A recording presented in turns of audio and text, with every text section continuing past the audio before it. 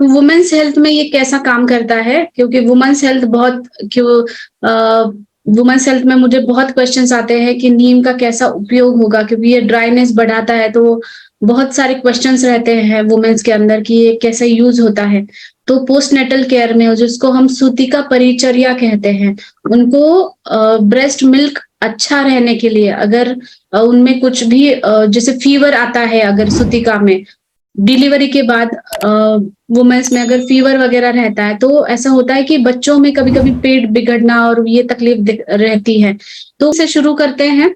तो नीम के बारे में तो हम इंडियंस को तो पहले से पता है, क्योंकि एक विलेज फार्मेसी कहा जाता है नीम को। गांव में नीम का उपयोग ऐसे ही लोग पहले से करते आ रहे हैं, वेरियस डिसीजेस के ऊपर, उनको कोई भी स्किन कंडीशन के ऊपर यूज होता आ रहा है नीम का।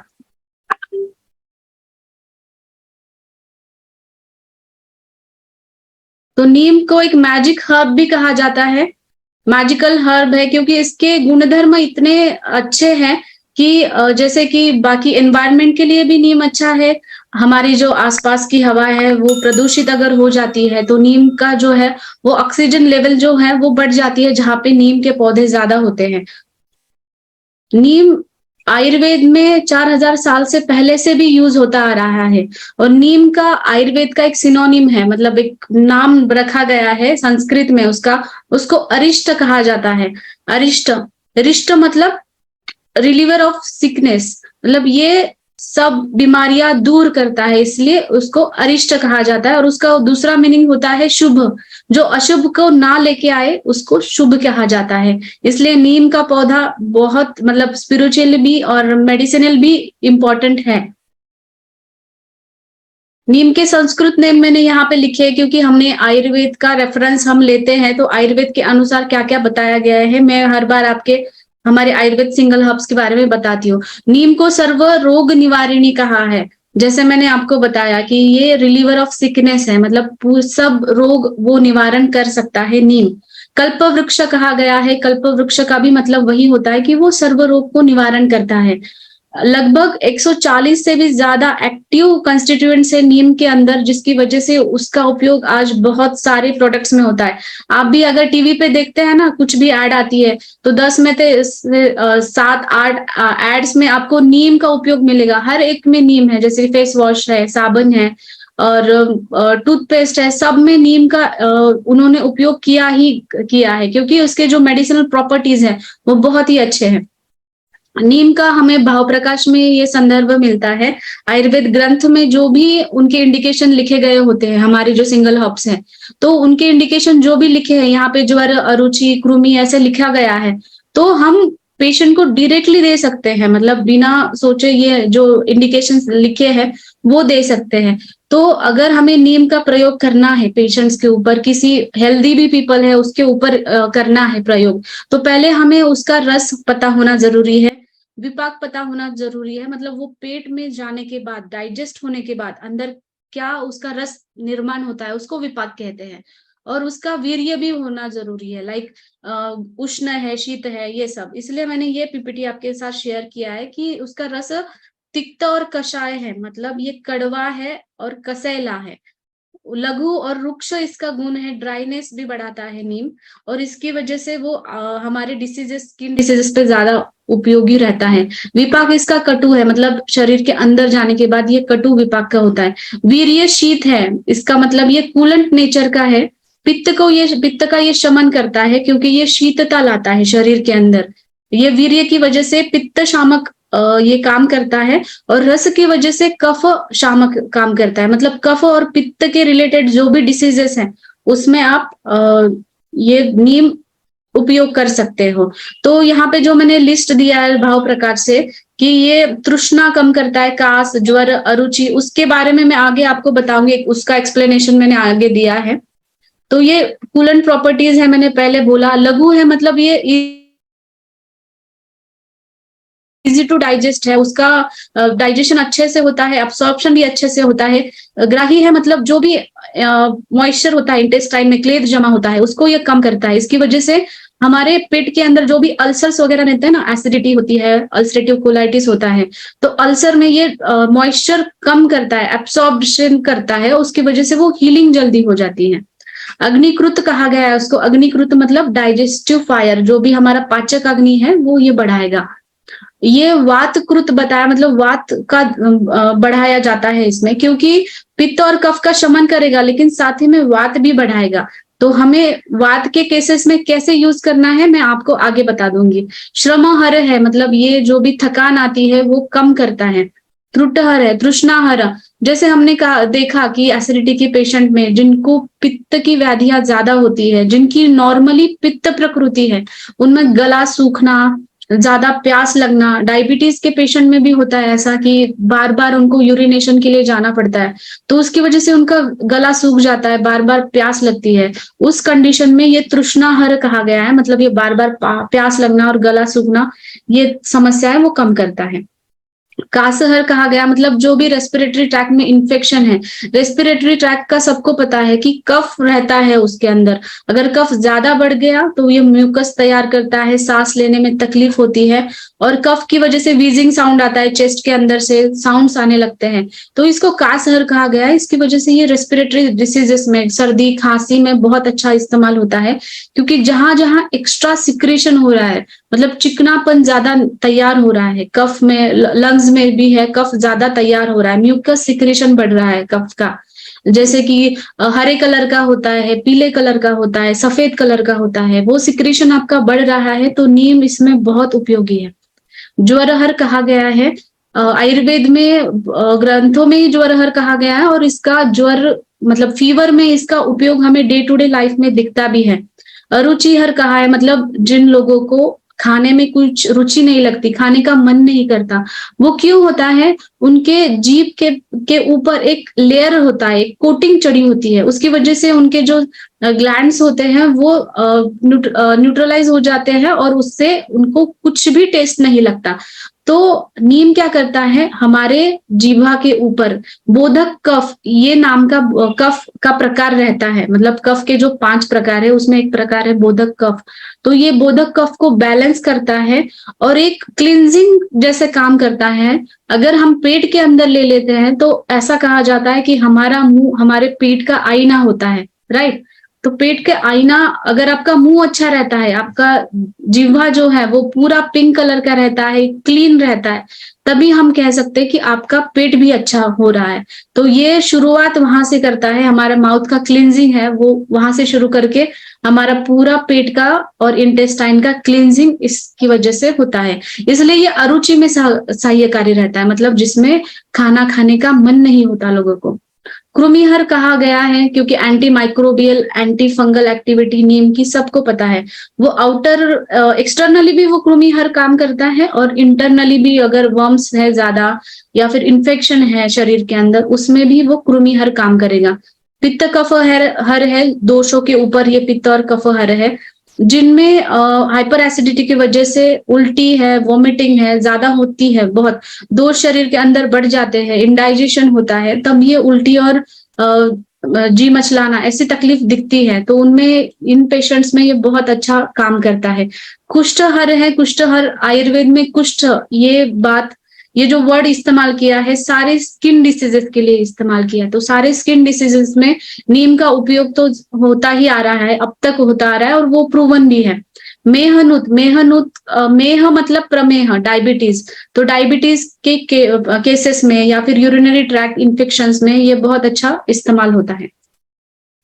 तो नीम का ये जो गुणधर्म बताया मैंने, आयुर्वेद के संहिता के अनुसार जो बताए गुणधर्म, ये क्यों होते हैं, तो डिटॉक्सिफिकेशन प्रोसेस इसका क्यों होता है, क्योंकि ये लघु है, मतलब पचने में आसान है, रुक्ष है मतलब रूखापन लाता है, तो ये कफ बढ़ाता है। कफ का नॉर्मल गुण क्या है, स्निग्धता, मतलब कफ चिकनापन रहता है शरीर के अंदर, तब कफ बढ़ता है ऐसा कहा जाता है। तो ये रुक्षता, रूखापन लाता है, इसकी वजह से कफ को कम करता है, इसकी वजह से म्यूकॉइड सिक्रेशन है, पस सिक्रेशन है, कभी भी वुंड में भी अगर पस सिक्रेशन हो रहा है या फिर ब्लड आ रहा है वहां से, तो ये सिक्रेशंस ये कम करता है, क्योंकि ये डिटॉक्सिफिकेशन करता है, शरीर के अंदर जाके ब्लड प्यूरिफायर जैसा काम करता है, इसकी वजह से डिटॉक्सिफिकेशन काम करता है। रस धातु, सबको धातुओं के नाम पता है, जो 7 धातु है उसमें हमारा पहला धातु रस धातु है। रस धातु अच्छा बनेगा, उसके बाद ही रस, रक्त, मांस, मेद, अस्थि, मज्जा, शुक्र, ये 7 धातु बनते हैं। तो रस अगर अच्छा बनता है तो आगे जाके भी हमारे बाकी के धातुओं का भी न्यूट्रिशन अच्छा होता है, पोषण अच्छा होता है। तो रस और रक्त धातु का ये डिटॉक्सिफिकेशन करता है।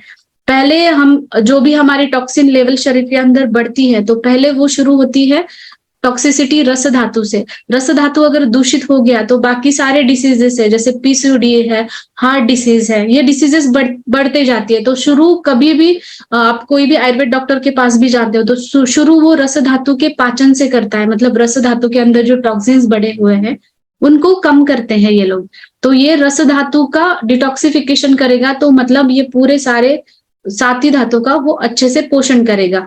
रक्तगत पित्त, ये आयुर्वेद में एक संकल्पना है। रक्तगत पित्त मतलब क्या होता है, जैसे हम हाइपरटेंशन में कहते हैं, अगर ब्लड के अंदर, रक्त के अंदर उष्णता बढ़ जाती है तो ये ब्लड प्रेशर भी बढ़ जाता है, तो इसको रक्तगत पित्त कहते हैं, राइट। इसका मतलब है शरीर में एसिडिक गुण बढ़ना, मतलब उष्णता बढ़ना, एसिडिटी बढ़ना शरीर के अंदर।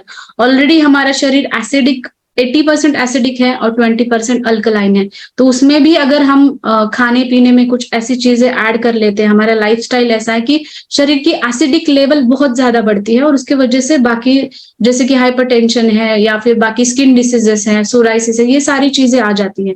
तो ये रक्तगत पित्त के ऊपर बहुत अच्छा काम करता है, इसीलिए मैंने ये रक्तगत पित्त की कंसेप्ट यहाँ पे लिखी है। बाकी जो थकान लगती है, फीवर है, भूख ना लगना या फिर कृमि होना शरीर के अंदर, और हमारे जो व्रण है, अगर इंजुरी कोई भी भर के नहीं आ रही है, तो इस केसेस में हम नीम अच्छे से इस्तेमाल करते हैं। तो ज्वर के बारे में कहा, ज्वर को हम बुखार कहते हैं, फीवर कहते हैं। तो ज्वर में, हर एक ज्वर में ये रहता ही है कि रस धातु की दुष्टि होती है, मतलब जो पहला धातु है हमारा उसकी दुष्टि रहती है। आपने देखा होगा कि जिसको भी बुखार आता है उनकी भूख कम हो जाती है, वो ज्यादा खाने का मन नहीं करता उनका, क्योंकि रस धातु ही कम है, उनकी दुष्टि हुई है, इसलिए उनको खाने का मन नहीं करता। तो इसका जो तिक्त रस है, मतलब जो कड़वा रस है, वो आम पाचक है। हमारे बड़ों ने अब तक बताया कि कड़वा रस खाने के अंदर होना चाहिए, लेकिन रोज हम खाने में लेते नहीं है कड़वा रस, कभी भी डे टू डे लाइफ में कड़वा रस खाने में कोई पसंद नहीं करता है। तो कड़वा रस हम इस माध्यम से अगर शरीर के अंदर जाता है तो ये ब्लड प्यूरिफिकेशन का काम करता है और आम पाचक काम करता है। आम का मतलब है, अगर हम जो भी शरीर के अंदर खा रहे हैं, इनडाइजेस्टेड फूड अगर शरीर के अंदर रहता है, अच्छे से डाइजेस्ट नहीं होता और पेट भी अच्छे से साफ नहीं हो रहा, तो इनडाइजेस्टेड फूड शरीर के अंदर ही रह जाता है, उसको आम कहते हैं आयुर्वेद में। तो इसका पचन होना बहुत जरूरी है ज्वर के अंदर। अगर ज्वर में इनडाइजेशन है या फिर भूख अच्छे से नहीं लग रही है, मतलब उसमें आमता रहती है, साम ज्वर रहता ही है, साम ज्वर एक ज्वर का प्रकार है। तो आम पचन ये उसके कड़वे रस की वजह से करता है। साथ ही में मलेरिया में जो ज्वर है, मलेरिया का फीवर, टाइफाइड का फीवर है, उसमें ये बहुत अच्छा काम करता है। और जो सुतिका में डिलीवरी के बाद जिनको फीवर आ जाता है, रक्तस्राव की वजह से है या किसी भी वजह की हो सकता है, उनको फीवर आ जाता है, तो उसमें भी ये नीम बहुत अच्छा काम करता है। और फीवर्स होते हैं जिसमें स्किन पे रैशेस आती है, छोटी छोटी फुंसी आती है, फोड़े आते हैं, जिसमें चिकन पॉक्स, मीजल्स है, उसको जैसे चेचक रोग या माता रोग भी कहा जाता है। तो उन केसेस में अगर हम नीम यूज करते हैं तो बहुत अच्छा उपयोग लाता है।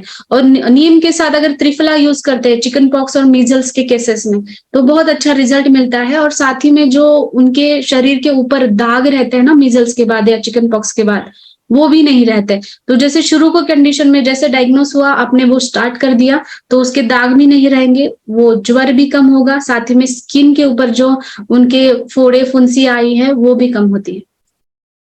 तो त्वक दृष्टि में तो ये काम करता ही है, लेकिन अगर स्किन डिसीजेस में कहीं पे भी जलन है, बहुत लोगों को जलन रहती है त्वचा के अंदर या फिर उनके हाथों में, पैरों में जलन रहती है, उन कंडीशन में नीम का जो शीतवीर्य है वो बहुत अच्छा काम करता है। और जहां पे भी खुजली है, इचिंग है स्किन के ऊपर कहीं पे भी, उन कंडीशंस में भी ये बहुत अच्छा काम करता है, जैसे कि नागिन रोग कहा जाता है, हर्पिस जोस्टर नाम का। और जो भी सिक्रेशंस होते हैं, वो फोड़े फुंसियों में सिक्रीशंस बाहर आते हैं, उसमें ये बहुत अच्छा काम करता है। वही ये तिक्त रस, कड़वे रस की वजह से क्लेद है, जो चिकनापन है, वो कम करता है।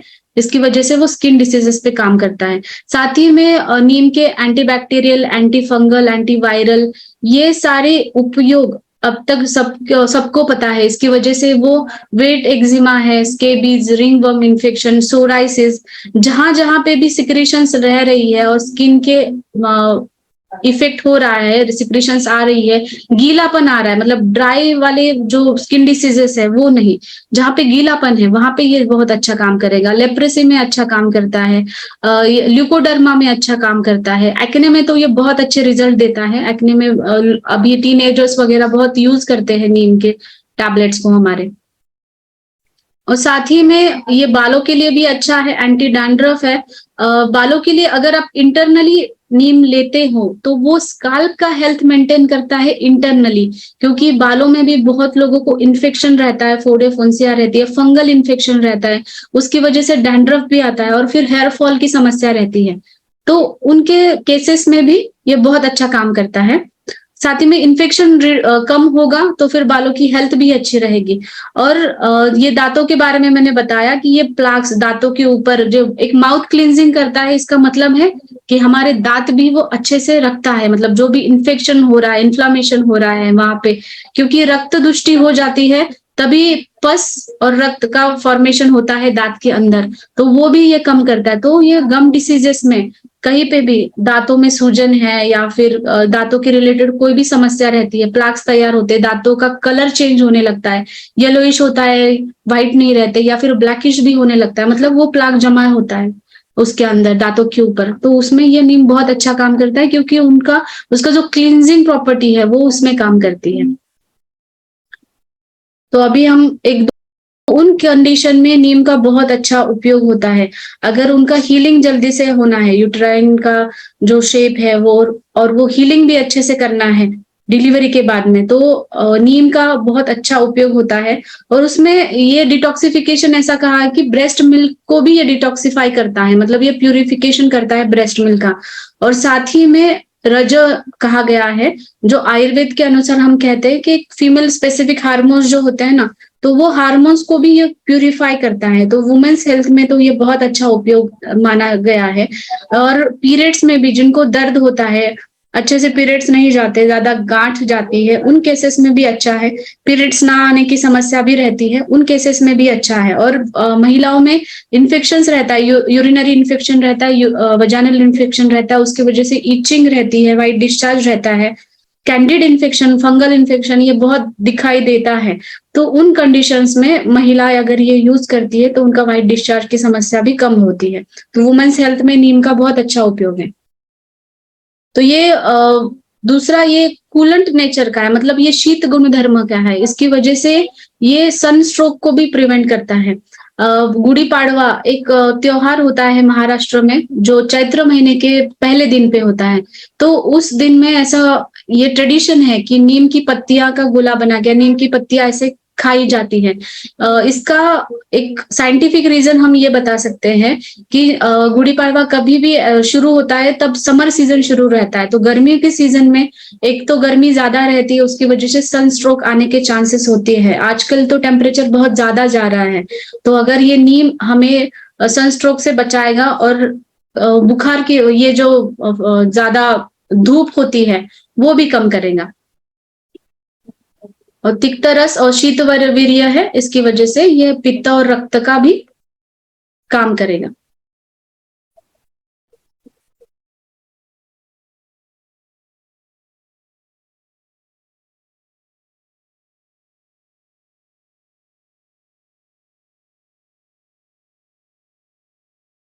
हाँ, तो क्लेद प्रमेह में ये कैसा इस्तेमाल होता है? तो प्रमेह में ये क्लेद कम करता है। प्रमेह का जो सूत्र बताया है, मूत्र से क्लेद वहानाम, ये ऐसा मूत्र का काम होता है, मतलब यूरिन का हमारा ये काम होता है कि डिटॉक्सिफिकेशन करे, जो भी टॉक्सिन्स बढ़ रही है शरीर के अंदर वो मूत्र शरीर के बाहर फेंक देता है। तो ये क्लेद अगर ज्यादा बढ़ता है, आपने देखा है कि डायबिटीज के केसेस में यूरिन का फ्रिक्वेंसी ज्यादा रहता है, मतलब क्लेद है, टॉक्सिन है, उनका बढ़ता रह रहा है। तो ये क्लेद अगर शरीर के अंदर ज्यादा बढ़ रहा है डायबिटीज के केस में, तो ये क्लेद कम कर देता है। क्लेद का मतलब एक चिकना द्रव पदार्थ जो हमारे मेटाबॉलिज्म के बाद शरीर में तैयार होता है, और डायबिटीज के केसेस में ये ज्यादा बनता है, इसलिए उनकी यूरिन फ्रीक्वेंसी ज्यादा होती है, मतलब वो क्लेद ज्यादा यूरिन के थ्रू बाहर जाने लगता है। तो क्लेद कम करने में तिक्त और रुक्ष गुण यह भी अच्छा इस्तेमाल होता है। डायबिटिक न्यूरोपैथी में ये बहुत अच्छा काम करता है। डायबिटिक वुंड्स में हीलिंग में, वुंड हीलिंग में ये बहुत अच्छा काम करता है। और डायबिटीज में HbA1c है, फास्टिंग है, PP, इन कंडीशन में अगर शुगर लेवल ज्यादा बढ़ा है तो नीम का बहुत अच्छा इफेक्ट मिलता है। अगर नीम आप त्रिफला या गिलोय इनके साथ कंबाइन करके यूज करते हो डायबिटीज के, HbA1c अगर आपका ज्यादा है या फिर ब्लड शुगर लेवल आपका नॉर्मल नहीं रह रहा है, तो आप इसका इस्तेमाल ये कंबाइन करके यूज करते हो तो बहुत अच्छे रिजल्ट मिलते हैं डायबिटीज में। और न्यूरोपैथी में भी ये बहुत अच्छे से इस्तेमाल होता है। और डायबिटीज का है, लेकिन मैंने पहले बताया ये रस और रक्त धातु के ऊपर काम करता है और पित्त दोष के ऊपर भी काम करता है। तो ये जॉन्डिस है, जो लीवर का कंडीशन होता है जॉन्डिस, जिसमें बाइल जो है विमार्गक पित्त कहा जाता है उसको, जो पित्त हमारे नाखून के ऊपर दिखाई देता है, आंखों के ऊपर दिखाई देता है, त्वचा के ऊपर दिखाई देता है। तो ये डिटॉक्सिफिकेशन होना जरूरी है बाइल्स का, जो एक्स्ट्रा सिक्रेट हो रहा है, बिलिरुबिन जो बढ़ता है, जो एक्स्ट्रा हो रहा है, वो शरीर के बाहर निकलना जरूरी है। अगर वो ज्यादा बनता है तो ये जॉन्डिस की लक्षण दिखती है, तो उसमें ज्वर भी है या फिर ऐसा पीलापन दिखता है आंखों के अंदर, और त्वचा पे भी पीलापन दिखता है। तो ये इस पे नीम बहुत अच्छा काम करता है। और नीम का और भी उपयोग है कि ब्लड कोलेस्ट्रॉल कम करना। ब्लड कोलेस्ट्रॉल को हम नॉर्मल भाषा में ये कह सकते हैं, एक बैड फैट शरीर के अंदर जम रही है। अगर फैट बैड है तो वो चिकनापन है, लाइक चिकनापन कैसे दूर होगा, एक तो कड़वे रस से, और ये जो रूखापन है, रुक्ष प्रॉपर्टी है उसकी, उससे कम होगा। साथ ही में ओबेसिटी में भी जो फैट होता है, अनवांटेड फैट होता है, उसको भी रुक्षता, ये गुण से ओबेसिटी भी कम हो जाती है। तो कोलेस्ट्रॉल जिनका ज्यादा है उनमें भी हम इसका कॉम्बिनेशन अच्छे से करते हैं, नीम का कॉम्बिनेशन, तो बहुत अच्छा रिजल्ट देता है। तो ये नीम के अंदर जो भी एक्टिव कंस्टिट्यूएंट्स है और उनका उपयोग क्या है, जैसे कि एंटी इन्फ्लेमेटरी है, anti fungal, anti bacterial, anti malarial, immunomodulatory है, मतलब शरीर के अंदर हमारी रोग प्रतिकार शक्ति बढ़ाता है। इसकी वजह से ये सारे एक्टिव कॉन्स्टिट्यूएंट्स का मैंने ये लिस्ट दे दिया है, क्योंकि हमारे पास अगर प्रूफ के साथ अगर हम किसी को कहते हैं साइंटिफिक नॉलेज के साथ, तो वो अच्छा रहता है। एंटीऑक्सीडेंट एक्टिविटी है, इसकी वजह से ये हमारी रोग प्रतिकार शक्ति बढ़ाता है। फ्री रेडिकल्स जो बनते हैं शरीर के अंदर, तो उसके ऊपर ये अच्छे से काम करता है, जिसको एंटीऑक्सीडेंट कहा जाता है। तो ये एजाडिरेक्टिन एक कंस्टिट्यूएंट है, ये बहुत ही अच्छा एंटीऑक्सीडेंट काम करता है, और इसकी वजह से ये कैंसर के केसेस में भी बहुत अच्छे से यूज होता आ रहा है। मतलब इसके ऊपर रिसर्चेस भी हुए हैं, प्रोस्टेट कैंसर में, ब्रेस्ट कैंसर में नीम बहुत अच्छा काम करता है, क्योंकि ये इम्यूनिटी बढ़ाता है हमारी, कैंसर सेल ग्रोथ जो है वो भी कम करता है। और इसके अंदर जो पॉलीसैकेराइड्स होते हैं, नीम के पत्ते के अंदर पॉलीसैकेराइड्स होते हैं, इनको एंटी ट्यूमर कहा गया है। ये प्रूवन है, क्योंकि ये ट्यूमर की ग्रोथ भी बढ़ने से रोकता है, और सेल ग्रोथ जो है वो भी बढ़ती है, और जो भी कैंसरस सेल है उनकी डेथ अच्छे से होनी जरूरी है, टारगेटेड डेथ कहते हैं उसको, वो भी अच्छे से होना जरूरी है। तो इसकी वजह से ये एंटी ट्यूमर और कैंसर में भी बहुत अच्छा काम करता है। साथ ही में एंटी इन्फ्लेमेटरी, सूजन कम करता है, मतलब कैंसर के केसेस में वो रहता ही है, और बाकी हर एक केसेस में भी, आर्थराइटिस में भी हम कहते हैं अगर सूजन है शरीर के अंदर तो वो भी कम हो जाती है। तो नीम के बारे में मैंने जानकारी दी है अब तक।